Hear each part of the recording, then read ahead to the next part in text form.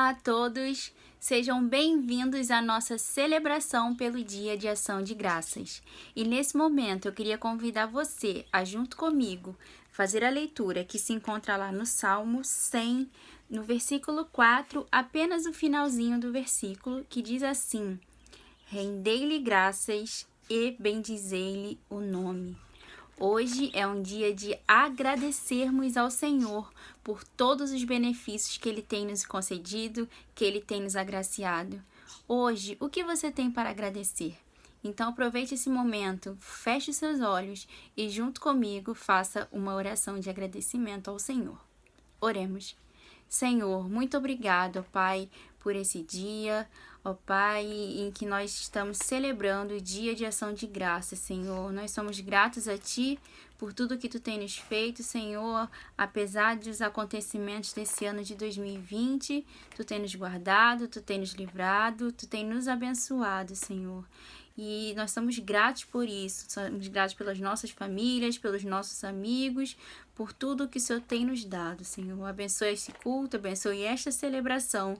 É isso que eu te peço e desde já te agradeço. Em nome do teu Filho amado Jesus. Amém. Olá, eu quero dar as boas-vindas a você que está nos assistindo neste dia, um dia especial que é o Dia Nacional de Ação de Graças. Um dia que não é muito lembrado aqui em nosso país e até mesmo por algumas igrejas, mas essa quarta quinta-feira de novembro é o Dia de Ação de Graças.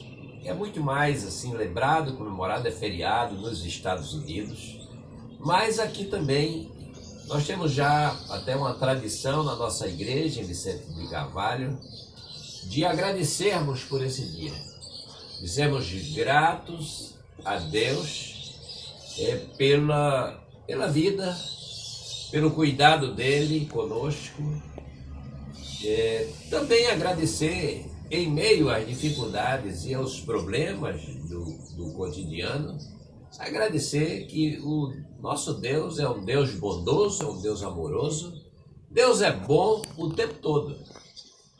Deus é bom quando a gente está com saúde, quando a gente está tranquilo. Deus é bom quando a gente está passando as dificuldades e quando a gente está passando os problemas.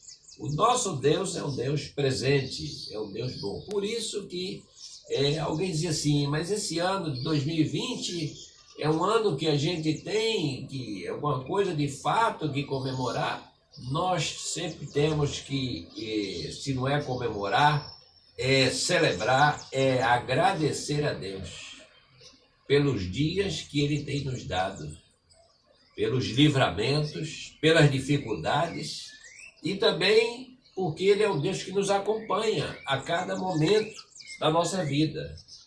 E eu lembro aqui de Paulo escrevendo a carta aos Filipenses, quando ele começa assim, no capítulo 1, versículo 3, dou graças ao meu Deus por tudo que recordo de vós, fazendo sempre com alegria súplica por todos vós em todas as minhas orações, pela vossa cooperação no Evangelho, desde o primeiro dia até agora. E eu estou plenamente certo de que aquele que começou a boa obra há de completá-la até o dia de Cristo Jesus. Então, como eu disse, talvez você que me ouve e está passando aí dificuldades por essa pandemia, problemas de pessoas contaminadas, e talvez você diga, pastor, há o que agradecer num tempo como esse que nós estamos vivendo, tempo de distanciamento social, de separação das pessoas as quais nós amamos, tempo de ficar em casa, tempo de trabalhar, mas trabalhar com medo de pegar essa enfermidade, que pode vir por meio de pessoas desconhecidas e nunca vamos saber como foi. O que comemorar num ano como esse que nós estamos passando e está chegando ao final? E eu respondo dizendo que a Bíblia nos ensina uma coisa, e ela nos ensina que nós devemos dar graças por todas as coisas. É Paulo mesmo quem escreve assim, em 1 Tessalonicenses 5,18. Em tudo dai graça,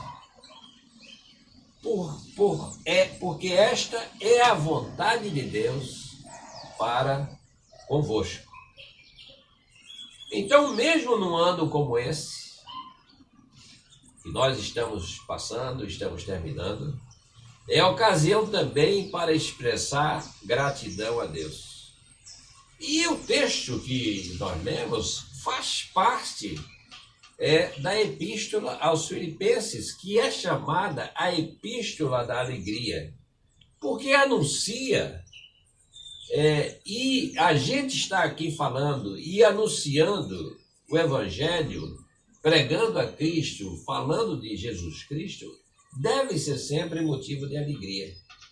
Então essa carta, ela é um convite para que a gente erga os olhos e que nós possamos esboçar um sorriso de alegria quando lemos Paulo dizendo assim: olha, aquele que começou a boa obra em vós, ele há de completar esta obra até o dia de Jesus Cristo. Essa cidade, essa igreja de Filipe, ela está numa cidade que foi a primeira cidade europeia a receber a mensagem do Evangelho, lá na Macedônia moderna, né? Naquela terra que se desligou lá da Iugoslávia em 1993, e surgiu essa nação chamada, esse povo chamado Macedônia. Então, essa igreja, ela foi fundada na segunda viagem missionária de Paulo, e o primeiro núcleo dos cristãos ali foi na casa de Lídia, uma vendedora de púrpura, que ouviu a mensagem da própria boca de Paulo, nas margens de um rio lá, que cortava a cidade, e Lídia, junto com algumas mulheres lavadeiras, elas ouviram, Atos 16 conta essa história, ouviram essa mensagem, né? Então, e Paulo vai escrever a essa igreja, e vai escrever no tempo em que ele estava em prisão, provavelmente em Éfeso, por volta de 54, 55. E veja como isso é interessante. Apesar de ser uma carta escrita numa situação como essa, ela é chamada de carta da alegria. Ela é uma oração de ação de graças pelo que Paulo tem ouvido daqueles irmãos, pelo progresso da obra. E o texto aqui, ele pode ser dividido assim, né? O motivo da gratidão.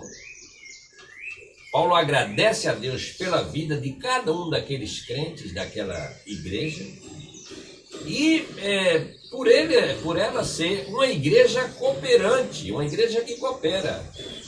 Ele vai dizer: pela vossa cooperação no Evangelho, desde o primeiro dia até agora. Ou seja, era uma igreja solidária, uma igreja unida. Então esse é um dos motivos. E segundo, Paulo ora pedindo uma coisa. Ele vai, a partir do versículo 9, ele vai orar pedindo que a igreja continue assim, que não só ela seja assim no presente, mas que ela continue sendo uma igreja cooperadora, uma igreja que esteja junto daqueles que estão fazendo a obra, uma igreja animada para anunciar a Cristo. Então, o centro desse texto é o verso 6, onde ele afirma que Deus, e não ele, Paulo, começou aquela obra. Quer dizer, Paulo teve lá, é verdade, mas foi um instrumento de Deus. Foi usado por Deus, né? Então ele aponta para Deus, olha, essa obra aí, eu fui aí, estive aí, preguei o evangelho aí, e todos nós devemos ter essa consciência, mas é Deus que faz a obra. Paulo tira o foco de si mesmo. Então o missionário, o pastor, o evangelista ou a evangelista é apenas um agente a serviço do reino. A ação missionária, ela tem o seu ponto de partida, não é na ação de nós, pessoas, seres humanos, né? Mas na ação de Deus, na ação do Espírito Santo. Portanto, Paulo diz com toda a convicção, Deus é aquele que começou esta boa obra. E ele há de encaminhar essa boa obra, vai levar essa obra a bom termo, de forma completa, de forma definitiva, até o dia de Jesus Cristo. Então percebe-se aqui que a ação missionária, ela tem o objetivo, e tem como objetivo anunciar esse reino de Deus. Então, na oração aqui, Paulo faz uma súplica, ao final, é assim, que o amor entre aqueles irmãos aumente cada dia mais. Porque a comunidade, a igreja, ela se sustenta nesse amor. Ela se sustenta no amor de Deus, que deve ser e deve estar em cada coração. E a origem do amor cristão deve estar assentada na fé em Jesus Cristo, e o alvo desse amor deve ser misericórdia, comunhão, diaconia, que é o serviço prático da igreja. Então Paulo ora, essa é uma oração isso aqui, que o amor cresça entre eles, a fim de que todos cheguem ao reino. Porque o amor de Deus exercitado, praticado pela igreja, produz fruto de justiça. E a igreja, essa comunidade, ela expressa-se na prática dessa justiça, pois o amor não suporta conviver com injustiça. Então esse sentimento fraterno requer um tratamento igualitário entre cada um desses que pertence a essa igreja. Então, eu aqui lendo esse texto, lendo essa oração paulina, essa carta belíssima, duas questões aqui transparecem aqui: gratidão e intercessão. São duas coisas que a gente enxerga aqui. Primeiro vem aquela pergunta assim: o que é que nós temos que fazer? A obra de Deus, o trabalho do Senhor, ele precisa de continuidade. Então, uma coisa é certa, nós não podemos parar. Há muitas circunstâncias difíceis, Paulo enfrentou, ele estava enfrentando no momento da escrita da carta, mas é aquilo, ele está incentivando a igreja. Não desanime, não parem. Há circunstâncias muito difíceis diante de nós, como esse ano que nós estamos passando, mas Deus continua chamando homens e mulheres para que se disponham, para que se ponham a mão no arado, para que continue o trabalho e continue a realizar esta obra, fazer esse trabalho. As igrejas chamadas igrejas reformadas, como são as nossas igrejas, elas conservam em si uma necessidade contínua de renovação. Ou seja, a igreja reformada é uma igreja sempre se reformando. E se reformando para quê? Para lidar com as novas situações, para lidar com os novos contextos, para lidar com as dificuldades que vão surgindo. Por exemplo, a crise do coronavírus assume características para nós de oportunidade que convida-nos a discernir os sinais dos tempos, deixando-nos instruir pelo Espírito, esse Espírito que sopra, esse Espírito que vai aonde quer, esse Espírito que chega a toda parte. Então, nós estamos lidando com uma situação difícil, mas, ao mesmo tempo, olhando a Escritura e olhando as perspectivas que vemos na leitura dela, de que a cada tempo e a cada nova dificuldade, a cada nova situação, a gente tem que aprender a lidar com essas circunstâncias. É como dizia uma autora, pastora italiana, ela disse, olha, a gente está enfrentando uma situação, é como se a gente dissesse assim, um terremoto atravessou as nossas cidades, os nossos vilarejos. Então, aquilo que era o comum, o habitual, o normal, de repente isso tudo muda. E diante da pandemia, as nossas igrejas, elas precisam se reavaliar as suas ações, as suas atividades, a sua forma de agir, a sua forma de ser igreja. Né? Então, a gente precisa dizer assim, a igreja na pandemia, ela está sendo de uma forma, e já pensando também como será essa igreja na pós-pandemia, como que vamos praticar a nossa fé. Então, em poucos dias, desde que esse ano começou, né, desde março, né, a gente está lidando com uma situação que quase a gente não tem tempo de refletir sobre isso. E aí a gente teve que fazer o quê durante esse ano? Se reinventar. É o que nós estamos fazendo a cada momento, é se reinventar. Reinventar um novo modo de ser comunidade, um novo modo de ser igreja. E se reinventar nos escombros desse vírus. Se reinventar diante das situações que nós estamos vivendo, da falta de fôlego da igreja e às vezes das igrejas para enfrentar uma situação como essa. Igrejas que tiveram que, no caso dos seus templos, tiveram que fechar as suas portas. Então a primeira coisa que nós devemos dizer a nós mesmos é que o amor à verdade e o amor para com essa palavra, ela precisa continuar. Quer dizer, precisamos continuar fazendo o nosso trabalho. Agora, de que maneira? Vamos agir de outra forma. Por exemplo, né, se não fosse o que está acontecendo aí nesse ano, como é que nós iríamos comemorar o Dia de Ação de Graças? Iríamos comemorar com uma atividade, uma festividade da igreja, das igrejas que marcam essa data. Então, a igreja estaria reunida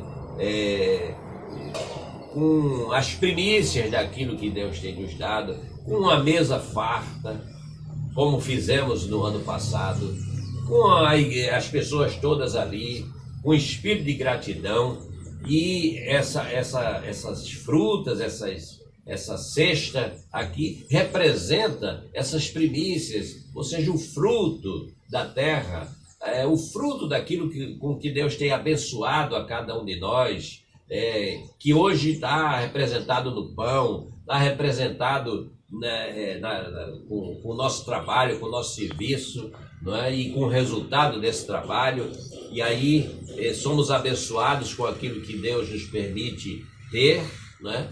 E aí, nessa quinta-feira, nós nos reunimos, quer dizer, nos reuníamos até o ano passado, para agradecer a Deus. Foi assim que nós comemoramos a ação de graça no ano passado. Quer dizer, a igreja toda junta. Jamais naquela ocasião, jamais nós imaginaríamos que na próxima ação de graças, como é hoje, que nós estaríamos assim, separados, sem poder se reunir, sem poder fazer uma celebração, né, de um jantar, de um encontro comunitário, de um encontro na igreja. A gente não imaginava jamais uma coisa dessa. Isso significa que a gente não sabe o dia de amanhã.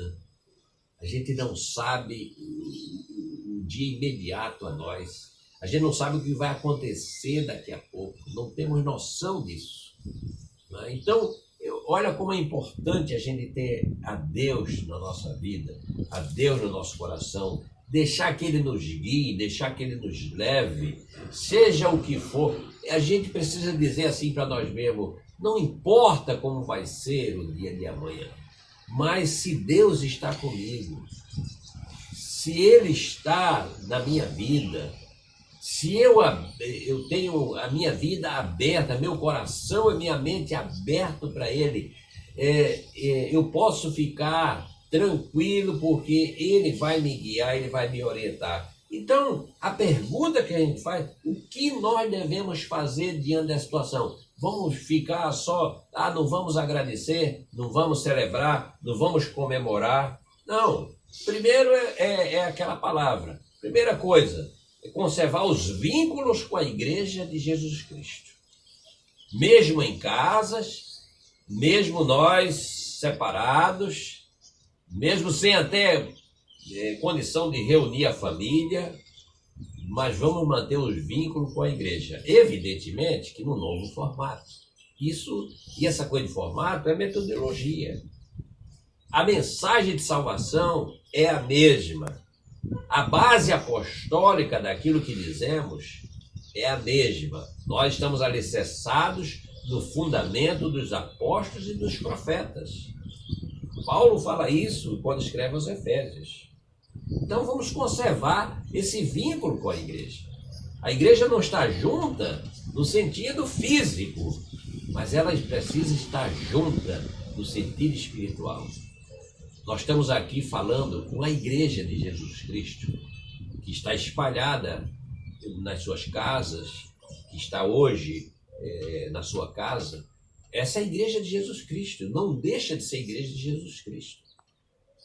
E estamos fazendo o quê? Agradecendo o Senhor.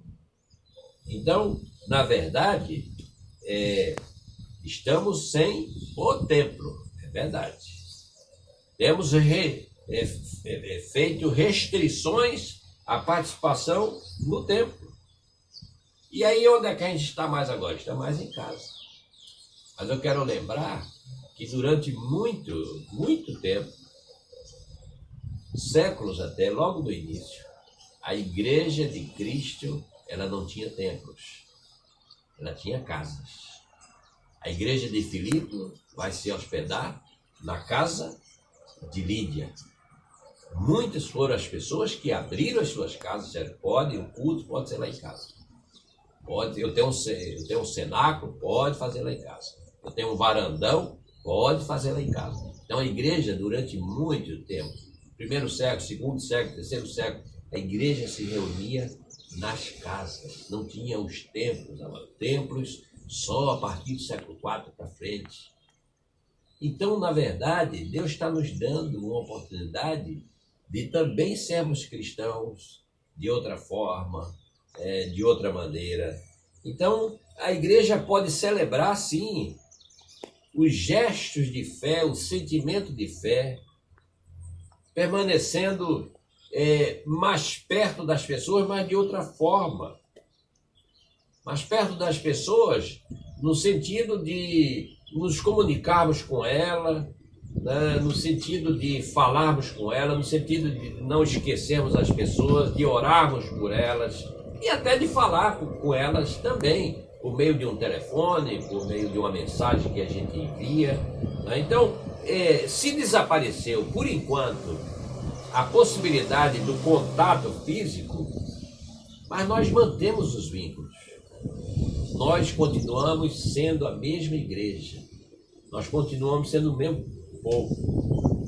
Então, a necessidade que nós temos agora é uma necessidade de, com esse afastamento, com essa separação, isso trouxe muitos problemas para a vida de muitas pessoas. Ou seja, aumentou muito. As pessoas estão mais tristes. Alguns entraram até num processo ou muitos, né, de depressão. Quer dizer, as informações que chegam até nós sobre isso é de que essa situação ela se complica a partir dos problemas, não só do distanciamento, mas as dificuldades financeiras, os problemas de saúde. Tudo isso traz uma certa tristeza e traz os problemas psicológicos, traz então uma depressão. Então é um momento também de a gente se despertar para escutar as pessoas, para que a gente possa ouvi-las, fazer um acompanhamento com essas pessoas, colaborar com elas, né?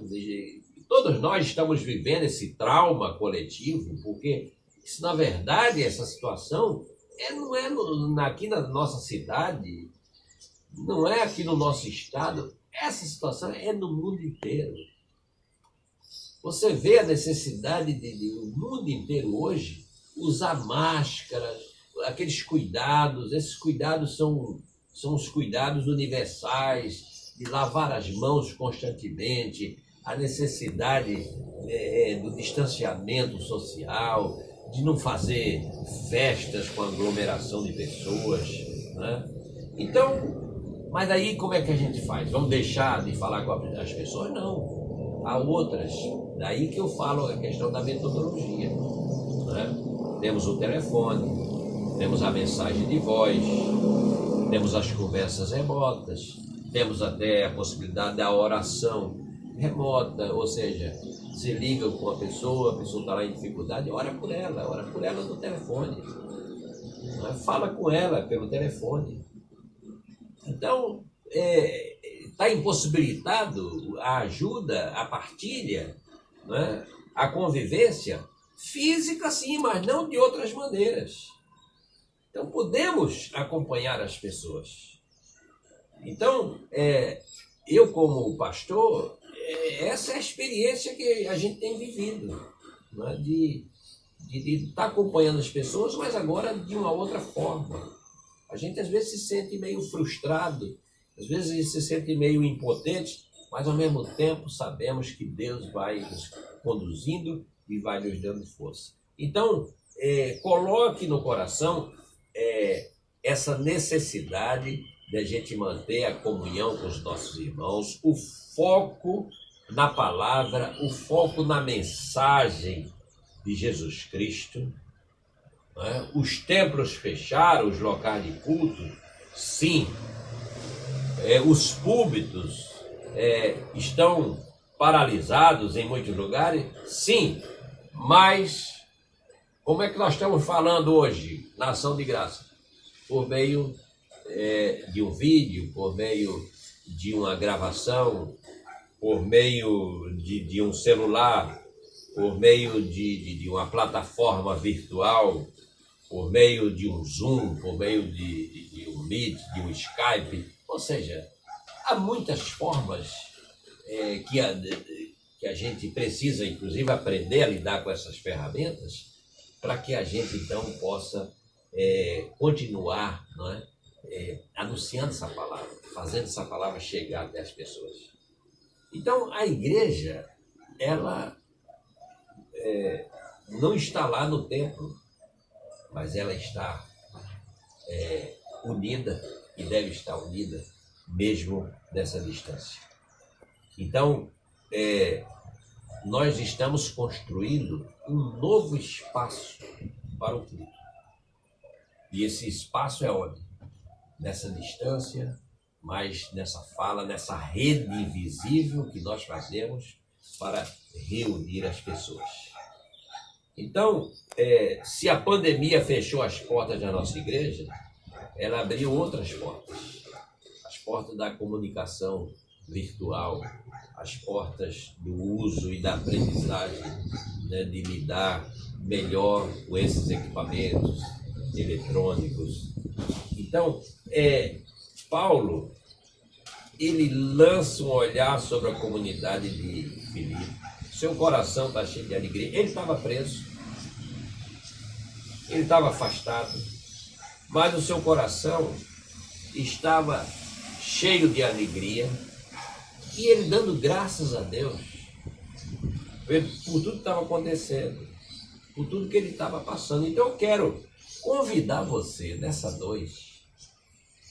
noite de quinta-feira, nessa noite de ação de graças, eu quero convidar você a olhar para você, para sua família, olhar para a sua igreja, para seus irmãos e irmãs, e dar graças a Deus pela vida de cada uma dessas pessoas. Estejam elas, como a gente considera, com saúde, ou esteja enferma, mas entregar essas vidas nas mãos de Deus. Porque Deus é quem cuida de cada uma dessas vidas, tem cuidado de cada uma delas. Então, que nós possamos perceber a importância do próximo, daquele nosso irmão, das outras pessoas, com as quais nós estamos unidas por meio do Espírito Santo. E a gente, aonde estamos, erguer os nossos braços, e também a nossa mente em oração a Deus, agradecendo por tudo que Ele tem nos permitido passar, sabendo que Deus está a cada dia conosco. Portanto, seja quais forem as situações, os dramas vividos por cada pessoa, que nós nunca nos esqueçamos de orar em gratidão, como Paulo mesmo numa prisão, orando a Deus, sabendo que Ele olha e Ele age por nós. O Deus que nós servimos é o Deus que intervém. É como diziam e disseram lá em Êxodo 3, os escravos egípcios: o Deus dos hebreus, Ele nos encontrou na escravidão, na angústia, no sofrimento, em toda aquela situação que eles estavam passando. Mas eles viram que Deus foi ao encontro deles e libertou aquele povo e mandou ele de volta para sua terra, para sua casa. Então, deixo essa palavra nessa noite de ação de graça, que nós possamos agradecer a Deus, apesar de tudo, apesar dos problemas, das angústias, das dificuldades, enfim, das enfermidades, que nós possamos agradecer a Deus, como disse Paulo, em tudo dai graça.